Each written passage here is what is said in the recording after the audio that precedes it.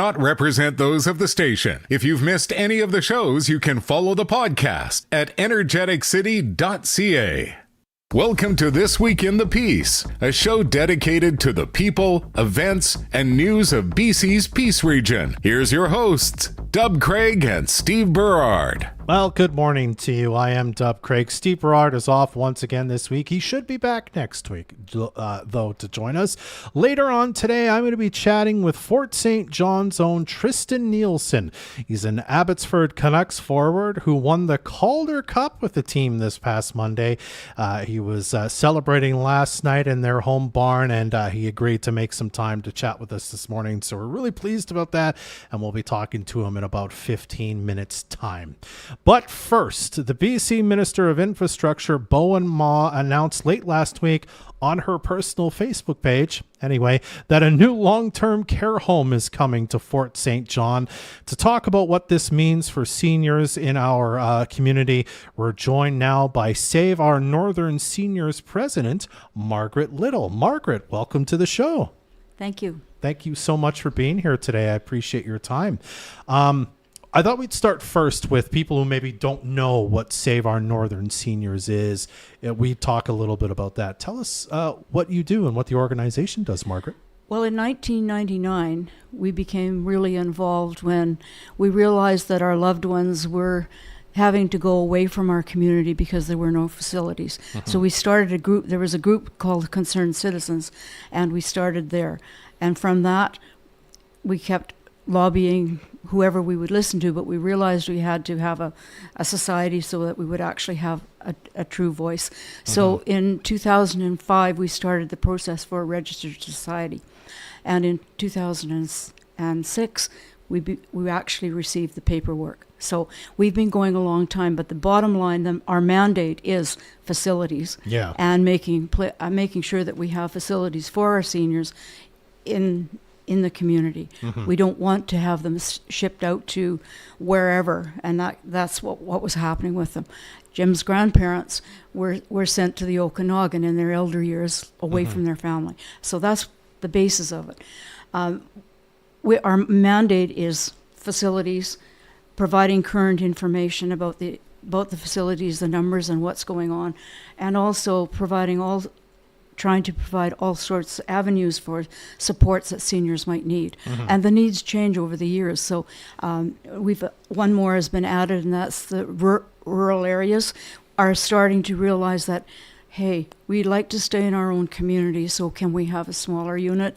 And Clearview is an example of that. They're working on an independent living like a smaller unit housing project. That's correct, in Clearview. yes. I see. So that's in the works, and that's the kind of thing that the people in rural areas would like to see. They'd also like to see the fact that they could have some more support in terms of better at home or whatever other avenues they could for transportation to getting into town for mm-hmm. appointments and things like that. But our mandate is doing what we can for seniors.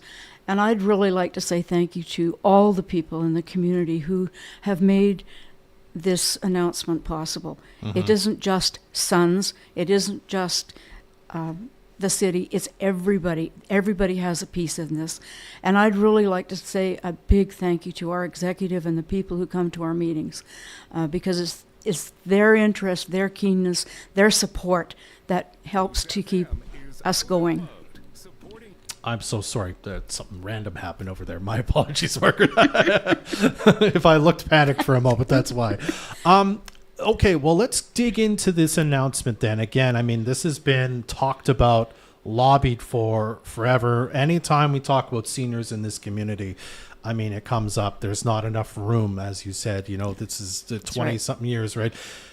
What does this announcement mean for Fort St. John and for seniors? And by the way, the announcement specifically, a new facility will be built with private single bedrooms and bathrooms, a new social and recreational spaces, and feature 84 new beds and a 30-space adult day program. This is sort of like a third pod or building that'll be, I assume, adjacent or next to or part of Peace Villa. What does this mean for this community, and how exciting is it that it's happening? It is very exciting. After having spent 80 days at the Fort St. John Hospital with a loved one and seeing the staff caring for people who needed to be in a facility like Peace Villa. It is very exciting. When we were there were 15 people waiting to get into Peace Villa. Wow. And the staff did their very, very best to do everything. But it is an acute care unit, so they have to take care of the people that are really needy at the moment. So it means that people won't be going away to another facility. They will be able to age here in Fort St. John, and with all of the amenities that Peace Villa has now, and the only thing that is missing is a daycare. Yeah. And the daycare is really important because if you have a daycare attached to a facility, it helps the staff of the hospital and the staff of Peace Villa.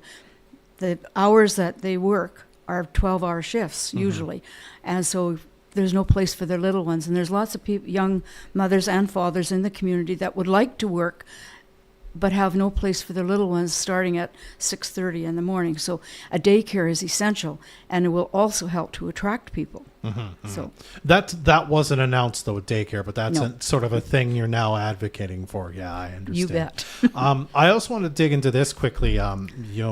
You gave presentations, I think, recently to the city on this and whatnot, right? You mentioned there's 15 people who are physically in the hospital waiting to kind of be transferred over to the Peace Villa, right? But you also said there's 50 some odd people on a waiting list to be in a place like Peace Villa as well. I mean, this means in a couple of years, hopefully they'll be able to get into Peace Villa or this new building now, eh? That's what we're hoping. Yeah. There's always people in the community and also people on the waiting list from other areas of the province. So that's why the numbers are high. But having said that, those people who are waiting to get into Peace Villa, it's important because sometimes they cannot look after themselves or they don't have family to look after them. So we have a group of people that are falling through the cracks because they don't have a place to go. Yeah. Even though we put as much support in as possible, Better at Home is wonderful. We have home support from Northern Health. All of that's really important, but they still cannot look after themselves 24/7. I see. And so, sorry to interrupt, these people at the moment are receiving that sort of support. That's They're correct. at home, but they would be much better off in a Right. facility. I see. Okay. And some of them are not able to get about, so they do need to have extra help. There's different terms for it, but Sure. they're in need of complex care more than just a drop-in. Yeah. So- Yeah. I think there's not much detail on exactly what the timelines for things that are happening are, as far as we know, right? I don't know if other things have been said to other people, but it's gone, I guess, out to BC bid for the next phase of the project, which is who's going to build it, who's going to design it, I suppose, right? I don't suppose you've heard anything more on that, what kind of timeline, how long this will be, or even an estimate of how far into the future we're looking on this. The number that I heard was 5 years, and that was normal for Peace Villa. When they announced it, it took 5 years to get it finished and completed. Yeah, for 5 years from when they said That's to right. people were moving in. Yeah. Okay. All right. I mean, again, when I read kind of the packages you've given me and what you're all about at Savior Northern, this was a huge thing you were advocating for. And you've already said it in this interview, right? Like immediately, what do we need? Well, a daycare would be essential to Yes. help attract the staff that we're now going to have to attract to the north. And I mean, staffing issues have been a problem for Northern Health and the Fort St. John Hospital and all that forever as well. So I guess that's kind of my next bigger question is what's kind of, now that this announcement's in place, what's kind of the big things that you're now saying? What are we aiming at? Is it now, what about the next place that's going to be for the next kind of round of people who are aging and are going to need a facility 10, 15 years down from the road, beyond this new pod opening up? Well, by the time the third house is built, there'll be somebody else in my shoes for sure. But I see that the third house as being a wonderful opportunity for our community, for our seniors in the community, but also for our young people. UNBC, Northern Lights College, School District 60, all have a partnership, and they have a vested interest in providing education for our young people who live here. And it's wonderful to see the young people going to the college to work with UNBC and to take the courses that are offered. Our goal is more courses, more support for students that are taking the courses, perhaps an apprenticeship type program where they can take their courses, but also work and also get a stipend. I did that in 1967. I was a student teacher at Central School in Fort St. John, and Northern Lights and SFU had an arrangement where I got paid a little bit. It wasn't a lot, but it still helped because you're in that area. So it's important to provide educational opportunities, and our school district has always been forward thinking, and so is Northern Lights and UNBC. And so the most exciting thing that has happened another exciting thing was the graduation of the nurses. Fort St. John Hospital was built as a nursing hospital for training, and finally we've had 2 cadres of nurses go through the program, and so that's really wonderful. Our goal, is to continue that and enhance whatever courses are available. Northern Lights College is offering LPN courses, and also for care aides. So it's important to have. There are a lot of people in our community who would like to go to school, but it's just not affordable. So being in your own community is wonderful. Okay. So that's kind of next on your list. Can we push that more? Right.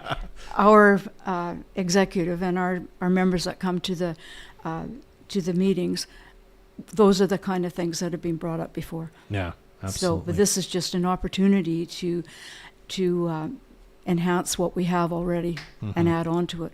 It also will attract people from out of the area, and that will be important. And the more we can attract people, the better it is. Absolutely. All right. I do want to finish on how people can help out. Again, Sons and all the organizations that also have been a part of this and advocating for this and whatnot are volunteer based and whatnot. So if someone's listening to this and they're like, I got some time, maybe I have some money, whatever it happens to be, and they'd like to maybe get involved or find out how they can help you and Sons and beyond, what should they do? How can they get in contact with you, Margaret? Well, there's 2 ways. During COVID, the city organized a Fort St. John Seniors Task Force, and we have a Facebook page. Okay. So you can always send me a message through that, or our phone numbers in the phone book, and Better at Home always knows where I'm at. That's how I found out. I phoned Better at Home. They gave me your numbers. So there are all sorts of ways. We don't meet during the summer unless there's an emergency, which hopefully. Yeah. But we do have meetings, regular meetings, at Northern Lights College. Yeah. And everybody is welcome.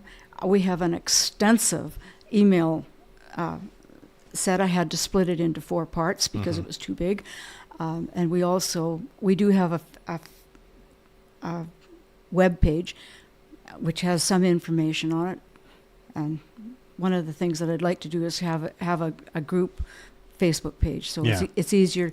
What I do quite a lot, usually every day. If some nonprofit group has something happening, I will post it to the Fort St. John Seniors Network, and it's amazing how many people check that out. Yeah. So wonderful. Margaret, I really appreciate you taking a few minutes to chat with us this morning. It's a big announcement, and I'm grateful that you came here to kind of give us your thoughts on it. Thank you so much for your time today. Well, I'd like to thank you as well. Oh, you're very welcome. Because without the media, we have no way of getting our information out. So it's very important to be able to share things. Well, thank you, Thank you. Margaret. Thanks for being here. All right, that's Margaret Little with Save Our Northern Seniors. We'll be right back to talk to Abbotsford Canucks forward Tristen Nielsen right after this. Moose FM is out and about, supporting your favorite local business. I'm Emma Foose on the loose with the Moose FM Fort City Chrysler. I've made my way out to Dawson Creek this morning. I'm here at the Windsor Plywood, and it is customer appreciation. You love free things, don't you? And you love a good deal? I know you do, because I do too. Okay, we have coffee and muffins and a couple of powdered donuts actually here available for you when you come into Windsor Plywood. And of course, we have deals. Okay.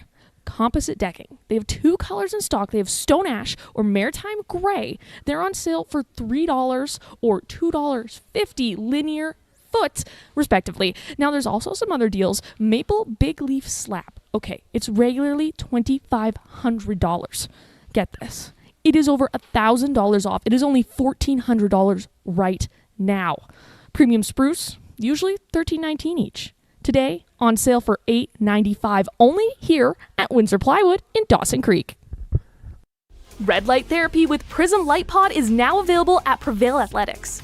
The award-winning Prism Light Pod is the most powerful, effective, and optimized full-body red light therapy bed in the industry. And Prevail Athletics has the only one in Fort St. John.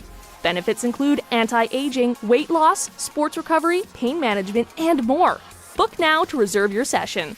To learn more about the benefits of red light therapy, visit PrevailAthleticsFSJ.com. What do you want to give, boys? I'm going to give 300. I thought I'm in another minute now. 300. Join Rhythm Auctions on June 28th at their Mile 54 location in Charlie Lake behind the Chevron gas station on the Alaska Highway. Stop in and check out their large quantity of vehicles, equipment, ATVs, RVs, lumber, and panel gates. Bid live in person or online on your computer at home. The sale starts at 9 a.m. sharp. There will be 2 rings being sold all day long. Drop in and make it a family day. They have something for everyone.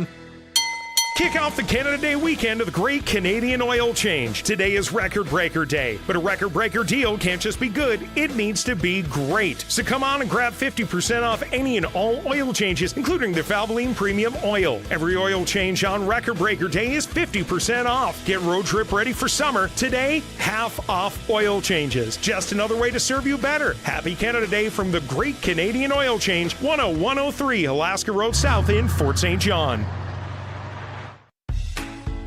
Need some space for your lawn equipment, tools, kids' toys? Then head to your locally owned and operated Home Hardware Fort St. John and see their selection of sheds in all sizes. They can even custom build your shed on site. Greenhouses too. Speaking of which, the greenhouse at Home Hardware is full of beautiful plants, trees, shrubs, and more. Home Hardware Building Center, Fort St. John, here's how. See them online at homehardware.ca. Locally owned, genuinely Canadian.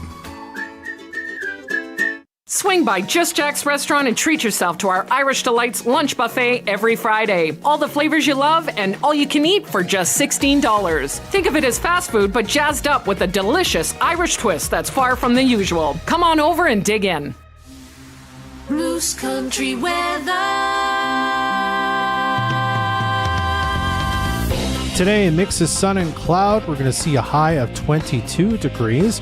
Tonight, we dip to a low of 12 under clear sky. For tomorrow, mainly sunny, high of 21, wind west 30, gusting to 50 km an hour, and should be sunny for Sunday as well, and a high of 21. You can watch this show live on Facebook. Catch the replays at Energeticity.ca or be part of the show by texting your thoughts to the Fort City Chrysler line at 250-787-2222. Welcome back to the show. I'm Dub Craig. Well, the Abbotsford Canucks won the AHL's Calder Cup on Monday night in defeating the Charlotte Checkers 3-2 to take the series in 6 games.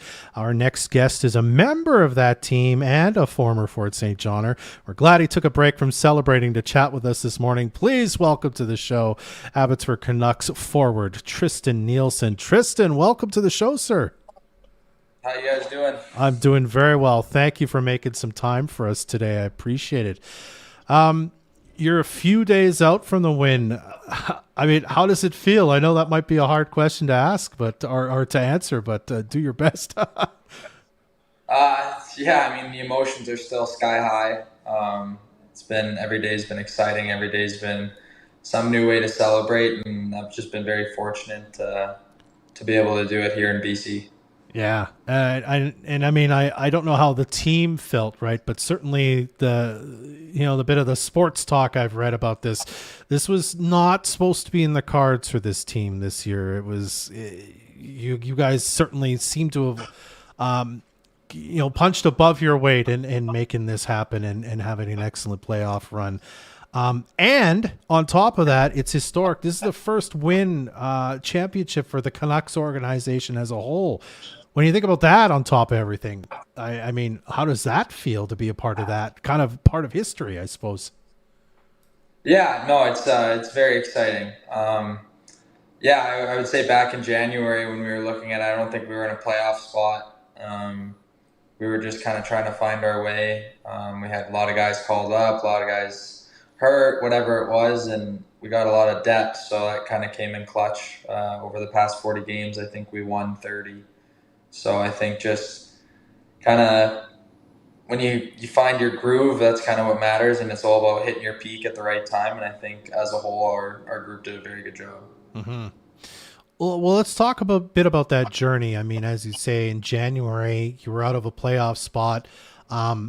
I suppose this is the life of being a farm team for an NHL club, in that guys might go up to the club at any time, and they could have been a guy that was really important, or obviously were a guy really important to kind of what was happening with the team. How does the team kind of, I guess, continue to perform in that circumstance where you're not sure what the Canucks are always going to need from day to day, and yet somehow finding a way to, as you say, win 30 or so in the last kind of half of the season there? What do you think changed in January that suddenly made everything work so well? I think our mindset changed to a next man up mentality. So whether you're an East Coast guy coming up to the AHL or an NHL guy sent down, it was just when you're here, you're all in, you're bought in, and you're just kind of doing whatever it takes for team success. And from your standpoint, Tristen, what do you think you're most proud of your season and your playoff performance in contributing so valuably to this team? What do you think? I was very proud of how I handled playing up and down the lineup. Yeah. From an individual standpoint, I mean, everyone wants to be the goal scorer and the first liner, but sometimes you have to be the grinder and the guy that's getting the job done on the fourth line. And I think overall, if there's one thing that I can say I was happy about from a personal standpoint, it was just how I handled that role, I guess, as a kind of a up and down guy. Mm-hmm. Do you find you have to make some, fairly big adjustments when, say, you're playing on the second or the first line, as opposed to when you're playing kind of in a different role on the, more checking, situation? Do you change up kind of how you play your game in a big way, do you think? I try not to. I think when you're kind of down the lineup, you're expected to create a lot more energy with the physicality, but I think it's much simpler. You're more so just getting pucks behind the D and getting in on the forecheck, where the guys who are usually on the first, second line like to hold on to the puck a little more and have a little more patience and poise, as they're usually the goal scorers and everything like that. So I think when I go up in the lineup, I try to get the pucks into their hands and just try to continue to play my game. Mm-hmm.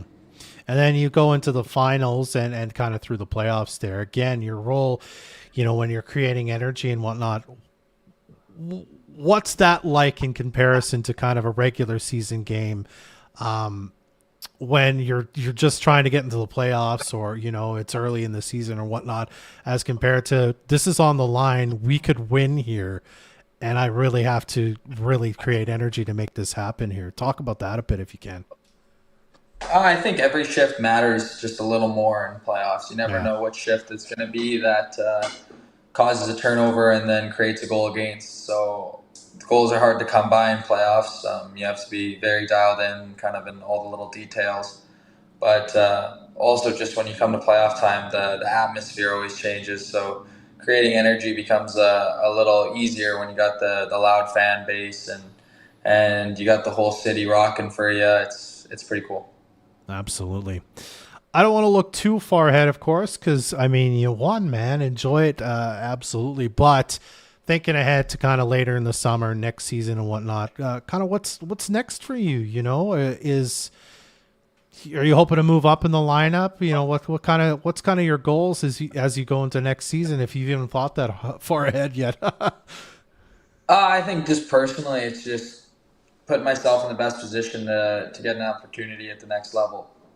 So it's going to be a lot of training this summer, and just kind of going in with the mindset that I'm confident, but I'm not going to be arrogant. Mm-hmm. Mm-hmm. And then hope that the Canucks, Vancouver Canucks, call and you get your shot in the NHL. Yeah, that'd be amazing. Awesome. All right.